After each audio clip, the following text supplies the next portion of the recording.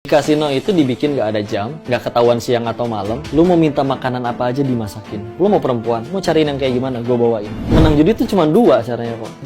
Antara lu dikasih sama mereka. Yang kedua, kalau pengen menang, ya lu jadi bandar.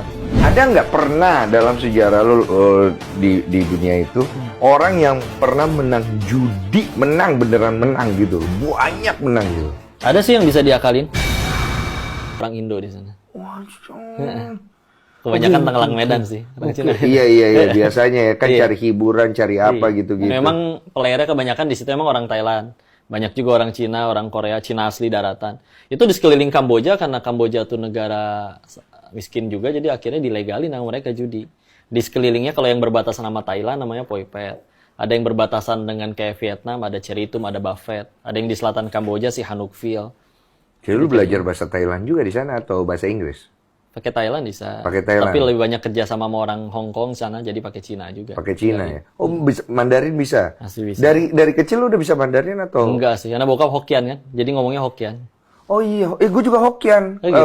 Kakekku orang China asli Hokkien. Iya, orang Fujian berarti. Iya, Fujian bener, iya. Jadi lu Mandarin oke ya? Mandarin masih lebih oke daripada Thailand. Oh, panggil Olive. Gue cuma taunya Ni Hao sama Itian ya. Itian ya. Iya, Itian ya. Sama Nai, gue tau Nai. Nenek. Iya. Nah, waktu lu di sana kerja di Thailand itu lu jadi apa? Awalnya jadi IT. Jadi IT di kasino. Ngurusin sistem, ngurusin jaringan. Oh, lu punya ilmunya? Karena kuliahnya IT yang di Thailand itu. Sistemnya itu yang diurusin IT tuh yang buat apa tuh? Yang online judinya atau yang Iya gimana? kan itu judinya online semua. Kita yang Ogut pegang ya, online. Bukan yang fisik, bukan yang kasino fisik. Yang sampai sekarang masih ada bertebaran itu tuh orang lihat masih pada main slot. Itu salah satu produk Ogut juga ada slot juga. Tapi baru boomingnya sekarang. Oh gitu. Ini menarik ya. Nah, aku suka. Jangan nyobain main juga. Dulu main judi. Dulu gue suka main judi. Habis banyak. Banyak habis. Cuma gue table yang fisik ya. Gue suka main. Seruan itu sih. Seruan itu. Nah sekarang pertanyaan, lu main judi nggak? Di sana main. Oh lu main juga. Tapi hiburan sih. Jadi paling gua ngebet paling gede ya Laktiao doang 6 juta doang. Asik, bahasanya Laktiao aja. Iya. Maksudnya gua bukan yang di sana pilihannya 3 sih, kalau nggak habis karena seksi dancer diporotin, kalau nggak habis karena obat, kalau nggak habis karena judi. Iya 3 itu ya. Iya. Nah, dulu diajarin sama salah satu yang ngajarin, lu jangan makan sama berak di piring yang sama katanya. Ya. Jadi kalau misalkan gua dapat makan dari judi, lu jangan berak di situ juga. Jadi, gua mau main mah ikut temen doang. Oh, jadi lu cuman have fun doang, iya, bukan buat untuk bukan yang gila-gilaan baru pertama kali gajian, Jicaptiao 20 juta sebulan langsung habis di hari itu juga. Teman-teman ada yang kayak gitu. Teman-teman ada yang kayak gitu. Dan kan menang judi itu cuma 2 caranya kok. Satu tuh dikasih sama bandar. Jadi nggak ada tuh gua udah hitung, gua udah jago nih habis ini. Nggak ada, lu lagi dikasih sebenarnya. Lu kartu dikasih, lu suruh kocok sendiri bagian sendiri aja masih bisa diakalin. Apalagi sekarang tuh di handphone digital kayak gitu. Oh, jadi menang judi ini cuma 2 nih. Antara lu dikasih sama mereka atau yang kedua, kalau pengen menang ya lu jadi bandar. Udah. Jadi kalau misalkan cuma ngarap-ngarap depo yuk menang. Enggak lagi menang, lu lagi dikasih. Jadi kita berpikir kadang-kadang mindset kita bahwa kita lagi beruntung, kita jago, kita pinter. Sebenarnya itu adalah ilusi yang kita bangun sendiri ya. Iya, dari 10 orang main, 8 kalah 2 menang. Tapi sifat buruknya manusia, mereka ngerasa saya pasti si 2 orang tersebut. Oh, dia mempergunakan psikologi manusia. Dan saya kena dulu. Bandar bang. Balikin duit gua. Banyak dulu gua habis. Enggak dilicikin aja, kadang orang kalah sama nafsunya sendiri. Dia orang main udah menang nggak punya exit strategi kok. Maksudnya gimana? Nggak punya ya orang main aja gitu. Nggak punya target kapan mesti berhenti gitu. Sedangkan kalau kalah penasaran, apapun dijualin demi ngejar. Giliran akhirnya nutup lagi, masih bisa lebih. Dari awal di dunia investasi aja selalu ada yang namanya exit strategi gitu kan. Kapan kita mesti keluar? Kapan ini kita harus abandon the ship, tinggalin itu semua? Kalau orang main judi kan udah pakai nafsu. Iya, makanya ada sih pertanyaan dari community gue, tolong tanyain dong sama Kodenis katanya. Dia bilang, gimana sih caranya berhenti judi? Kayaknya dia pejudi deh itu orang. Iya. Jadi caranya gimana akhirnya kalau berhenti judi gitu loh? Tunggu, sebelum kita ke sana, ntar dulu itu, ntar dijawab itu. Gue pengen denger nih kisah lu dari kerja lu dulu nih. Jadi lu IT dulu ya, Iya. IT dapat uang banyak ah?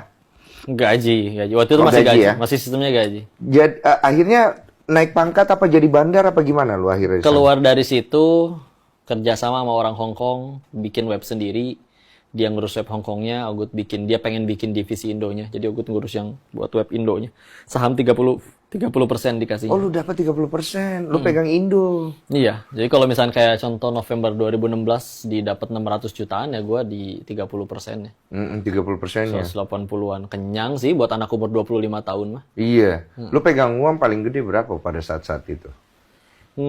Ogut mesti masih dapat di ratusan ya, belum pernah menang sampai miliaran. Oh, belum. Belum. Masih Karena ratusan. karena akhirnya kan web yang dibikin sendiri kan, ketika ditinggalkan itu masih setahun berjalan. Jadi dan ditinggalkan bukan dalam kondisi bangkrut, masih running, masih ngasilin duit, masih jadi mesin duit. Gila ya, itu bisnis judi itu ya. Iya kan orang bilang gini ya, bisnis yang nggak akan mati ada 3 katanya. 1, bisnis kecantikan, semua orang pengen cantik atau tampan. 2, bisnis kesehatan, orang kalau udah demi sembuh rela apa segala dihabisin. 2, bisnis keuangan, orang perlu untuk permodalan dan macam-macam. 3-tiganya kalau dinegatifkan menjadi 3 penghasil uang tercepat. Kecantikan dinegatifin, prostitut. Luar biasa itu penghasilan duitnya. 2, kesehatan kalau dinegatifin, drugs, narkoba. Ya, keuangan kalau dinegatifin, judi. Oh, itu sisi 3 penghasil uang negatifnya ya. tercepat. Dan 3-tiganya itu ada di Thailand yang waktu itu. Iya, yang lu bilang ya. Sekeliling kalau nggak gambler, pemakai atau dunia prostitusi orang sekeliling. Jadi uang sebanyak itu dengan usia lu pakai apa aja waktu itu? Jalan-jalan, dulu masih ngikutin beli barang gitu ya, pengen punya jam tangan yang oke, handphone juga mesti ngikutin misalkan ganti. Dan kendaraan, salah satunya memang ya akhirnya utang yang tadi orang tua itu lunas juga sih. Oh, lu bayar ya akhirnya? Walaupun pakai duit Pakai itu. uang judi ya? Iya. Iya, walaupun pakai uang judi akhirnya lunas juga ya. Tapi papa lu sama mama tahu nggak lu di Thailand itu kerja apa? Tahu sih akhirnya. Oh, tahu ya? Tahu. Dia nggak bisa marah. Dia marah nggak? Maksudnya, lu kenapa lu bisnis judi? Mereka orang tua yang lu mau sehancur apapun lu tetap anak gua. Mereka penyayang banget sih, Masya Allah. Jadi biar gimana lu anak gua ya. Lu mau sehancur apapun gua pasti bela lu gitu. Selama di Thailand, ada pekerjaan lain nggak selain akhirnya jadi bandar judi? Rentenir juga paling ya. Oh, lu jadi rentenir juga? Karena sebetulnya mah gara-gara akhirnya banyak peminatnya. Orang kalah tuh akhirnya pada minjem duit, entah buat apa. Ada yang juga emang gajinya udah habis duluan ke meja judi dan yang lain-lain. Lu kasih pinjaman. Dan iya minjem, misalnya berapa. Dan karena gua tahu gaji mereka ya, kalau yang udah teman dekat udah tahu. Oh dia digajinya oleh kasinonya dia, misalkan cap gotiau 15 juta. Minjemnya cuma 10 juta, 6 bulan. Dibungain, ya kuat lah dia bayarnya. Ya udah. Jadi gue sukanya obat nggak nyentuh sama sekali Lu obat sepanjang nggak? di sana. Ya judi cuman main gitu aja asal. Jadi duit gue gulungin.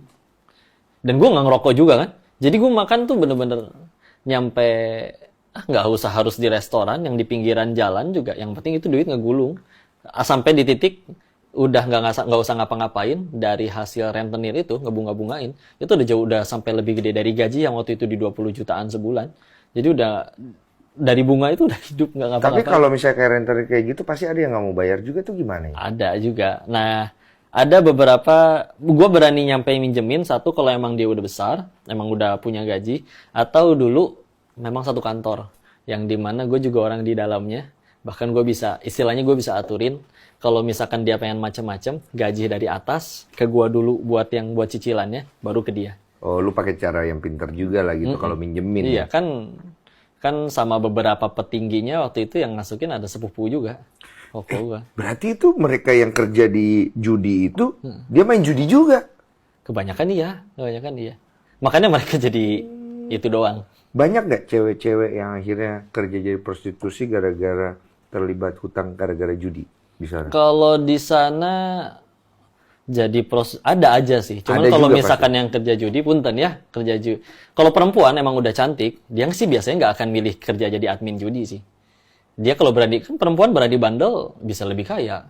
Iya. Ya mohon maaf ya, akhirnya Di sana perempuan Thailand bandel, iPhone baru keluar